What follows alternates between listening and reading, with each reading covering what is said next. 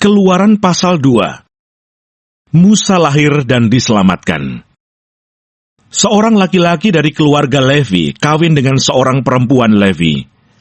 Lalu mengandunglah ia dan melahirkan seorang anak laki-laki. Ketika dilihatnya bahwa anak itu cantik, disembunyikannya 3 bulan lamanya. Tetapi ia tidak dapat menyembunyikannya lebih lama lagi. Sebab itu diambilnya sebuah peti pandan, dipakalnya dengan gala-gala dan ter, diletakkannya bayi itu di dalamnya, dan ditaruhnya peti itu di tengah-tengah teberau di tepi sungai Nil. Kakaknya perempuan berdiri di tempat yang agak jauh untuk melihat apakah yang akan terjadi dengan dia. Maka datanglah putri Firaun untuk mandi di sungai Nil, sedang dayang-dayangnya berjalan-jalan di tepi sungai Nil. Lalu terlihatlah olehnya peti yang di tengah-tengah teberau itu. Maka disuruhnya hambanya perempuan untuk mengambilnya. Ketika dibukanya, dilihatnya bayi itu, dan tampaklah anak itu menangis. Sehingga belas kasihanlah ia kepadanya dan berkata, "Tentulah ini bayi orang Ibrani."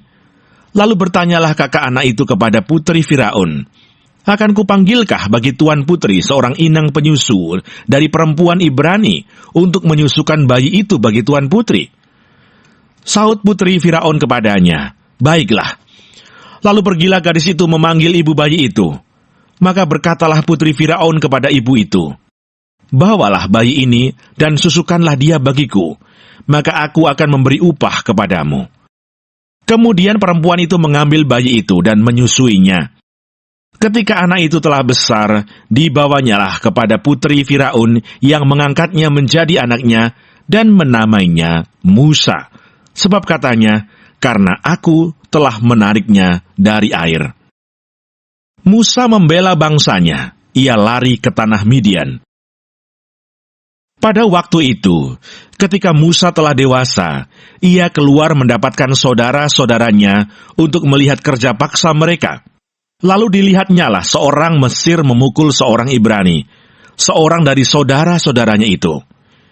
Ia menoleh ke sana-sini, dan ketika dilihatnya tidak ada orang, dibunuhnya orang Mesir itu, dan disembunyikannya mayatnya dalam pasir. Ketika keesokan harinya ia keluar lagi, didapatinya 2 orang Ibrani tengah berkelahi. Ia bertanya kepada yang bersalah itu, "Mengapa engkau pukul temanmu?" Tetapi jawabnya, "Siapakah yang mengangkat engkau menjadi pemimpin dan hakim atas kami?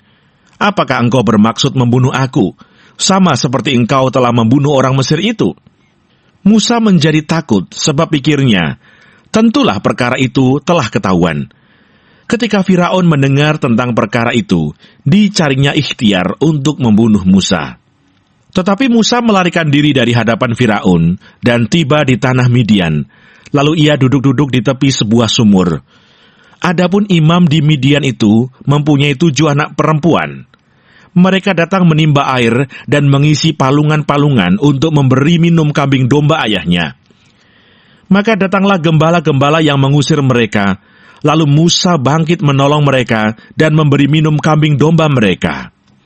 Ketika mereka sampai kepada Rehuel, ayah mereka, berkatalah ia, "Mengapa selekas itu kamu pulang hari ini?" Jawab mereka, "Seorang Mesir menolong kami terhadap gembala-gembala. Bahkan ia menimba air banyak-banyak untuk kami dan memberi minum kambing domba." Ia berkata kepada anak-anaknya, "Di manakah ia? Mengapakah kamu tinggalkan orang itu? Panggillah dia makan." Musa bersedia tinggal di rumah itu. Lalu diberikan Rehuilah Sipora anaknya kepada Musa. Perempuan itu melahirkan seorang anak laki-laki. Maka Musa menamainya Gersom, sebab katanya, "Aku telah menjadi seorang pendatang di negeri asing."